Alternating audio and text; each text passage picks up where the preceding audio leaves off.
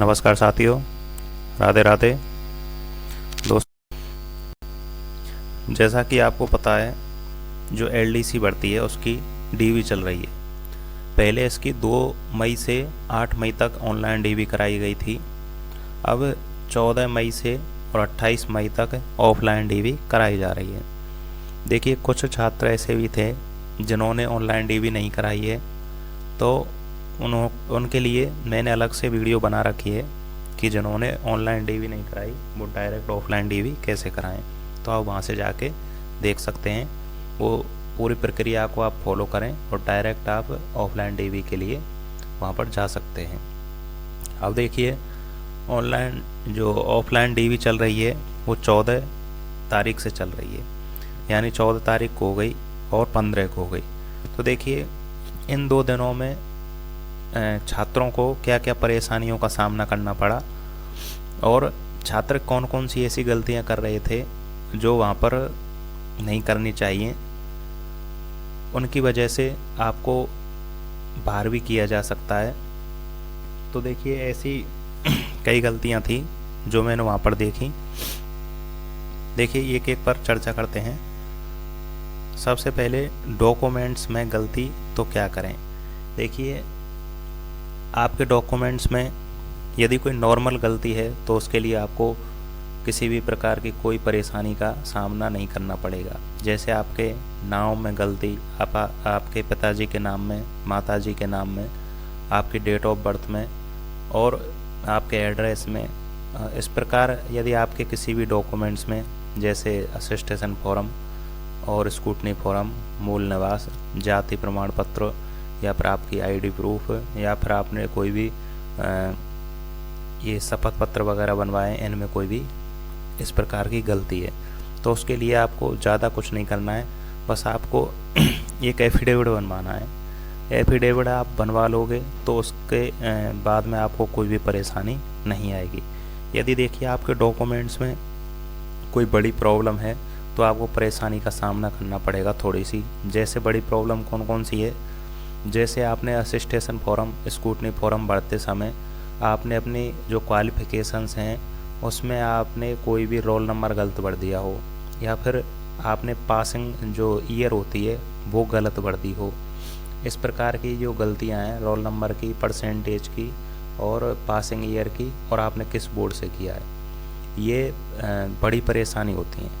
अगर इस प्रकार की कुछ आपके गलती हुई है फॉर्म भरते समय, या फिर आपने कोई भी डॉक्यूमेंट्स गलत अपलोड कर दिया है, तो उसके लिए आपको एफिडेविट बनवाना होगा। और यदि आपके सन वगैरह में और आपके रोल नंबर में इनमें गलतियां हुई हैं तो आपको वहाँ पर थोड़ी सी परेशानी का सामना करना पड़ेगा। आप उसका एफिडेविट तो फिर भी बनवा के ही ले जाएं यहाँ से, और उनको बता दें कि सर मुझसे ये गलतियाँ हुई हैं इसमें। तो वो आपको हो सकता है उसे सही कराने के लिए अगली डेट दे दें। यानी आप अभी तो आपके फॉर्म वहाँ पर सबमिट कर लेंगे, परंतु आपको कहेंगे कि इस तारीख तक आप इसे सही करा दें। इसमें ऑनलाइन कराने के लिए हो सकता है आपके लिए मौका दिया जाए। तो इस प्रकार आपके कोई भी डॉक्यूमेंट्स में गलती है तो आप सबसे पहला उपाय है उसका, आप एफिडेविट बनवाएं। एफिडेविट उसका ज़रूर बनवा के ले जाएं यहीं से। अगला है, देखिए, एफिडेविट यदि आप नहीं बनवा के ले गए तो क्या वहाँ पर भी बन सकता है। देखिए, हाँ, एफिडेविट बनाने वाला वहाँ पर बैठा है, वहाँ पर भी एफिडेविट आपका बन जाएगा। अगला देखिए, एफिडेविट वहाँ पर बन तो जाएगा, क्या शपथ पत्र वगैरह भी बनवा सकते हैं। तो देखिए, आप जो नॉर्मल शपथ पत्र हैं उनको आप वहाँ पर बनवा सकते हैं, नोटरी वगैरह करवा सकते हैं, वो भी वहाँ पर हो जाएगा। पर 2-1 काम ऐसे हैं जो आपको वहाँ कोई नहीं करेगा। जैसे असिस्टेशन फॉर्म पर जो मोहर लगवानी होती है उसको आपके लिए कोई नहीं लगाएगा। उसके अलावा आपके कैरेक्टर सर्टिफिकेट पर बनते हैं 2, उन पर मोहर लगवाना, वो वहाँ पर कोई नहीं लगाएगा। एक संतान संबंधी घोषणा पत्र बनता है, उस पर जो मोहर लगवानी होती है उस पर मोहर आपके लिए कोई नहीं लगवाएगा। तो आपको मोहर यहीं से लगवा के ले जानी है। अगला देखें, अगला है, इसमें ये ऐसी समस्या थी जिसका हल वहाँ पर नहीं है। यानी आपको मोहर वगैरह यहीं से लगवा के ले जानी है, वहाँ पर आपके लिए कोई मोहर नहीं लगाएगा। स्टाम्प और नोटरी वगैरह वहाँ पर हो जाएंगे, बन जाएंगे। अगला है किस किस का बायोमेट्रिक मैच नहीं हो रहा है। दोस्तों देखिए, कुछ स्टूडेंट ऐसे भी थे जिनका बायोमेट्रिक मैच नहीं हुआ। तो बायोमेट्रिक मैच ना होने के कई कारण थे। जैसे एक स्टूडेंट था, उसके अंगूठे पर जो कट था, यानी आपका यदि कटा हुआ हाथ है तो उसमें प्रॉब्लम आ रही थी बायोमेट्रिक में। एक, आप किसी भी प्रकार की कोई मेहंदी वगैरह ना लगाएं। मेहंदी लगी हुई है हाथों में, तो उससे भी बायोमेट्रिक में परेशानी आ रही थी, तो उनका बायोमेट्रिक मैच नहीं हो रहा था। तो आपको किसी प्रकार की कोई मेहंदी वगैरह नहीं लगानी है, हाथ बिल्कुल साफ रखने हैं। और आप जब बायोमेट्रिक वहाँ पर कराने जाएं तो उससे पहले आप अपने हाथों को अच्छी तरह से साफ कर लें, ताकि आपका फिंगरप्रिंट एक ही बार में सही हो जाए। तो इस प्रकार बायोमेट्रिक में आपको ये चीज़ें ध्यान रखनी है। अगला है इसमें, देखिए कितने रहे एब्सेंट।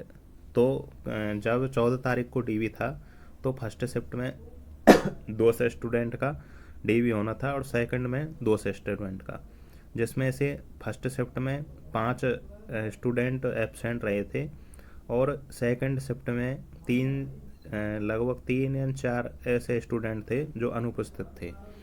यानी ज़्यादातर स्टूडेंट उपस्थित हो रहे हैं। जो एब्सेंट थे उनके लिए भी हो सकता है आगे कोई डेट दी जाए, क्योंकि स्टूडेंट का एब्सेंट होने का एक रीज़न ये भी हो सकता है कि उस दिन उसका कोई एग्ज़ाम हो, इसलिए से वो एब्सेंट हो। तो एब्सेंट तो इसमें ज़्यादा नहीं थे।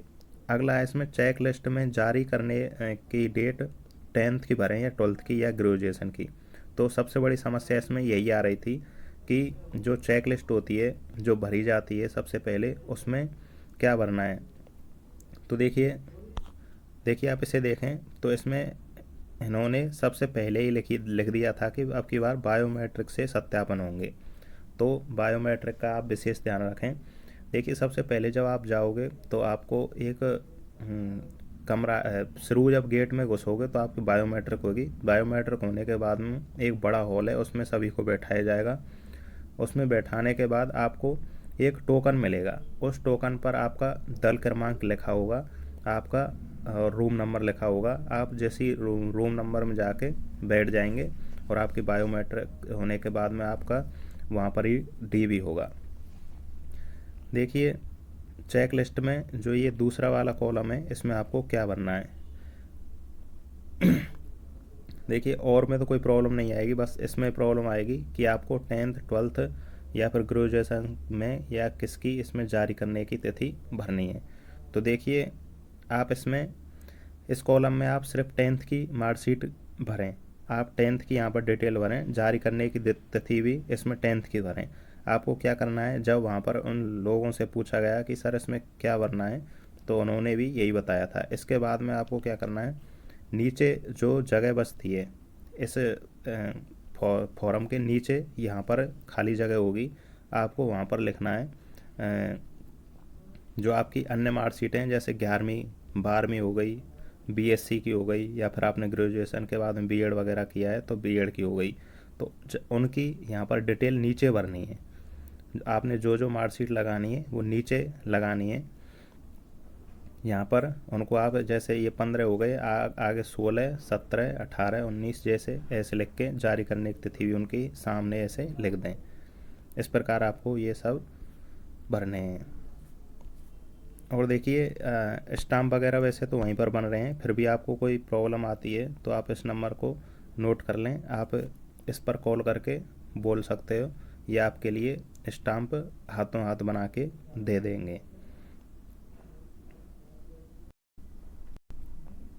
बस यही कुछ बातें हैं जो आपको याद रखनी है। यानी एक तो आपको चेक लिस्ट में वो दूसरा कॉलम है वो सही से बनना है, एक बायोमेट्रिक वाला याद रखना है, और एक हो जाएगा डॉक्यूमेंट्स में गलती है तो उसके लिए आपको एफिडेविट यहीं से बनवा के ले जाना है। इन चीज़ों को आपका ध्यान रखना है। वैसे कोई ख़ास प्रॉब्लम वहाँ पर आ नहीं रही है।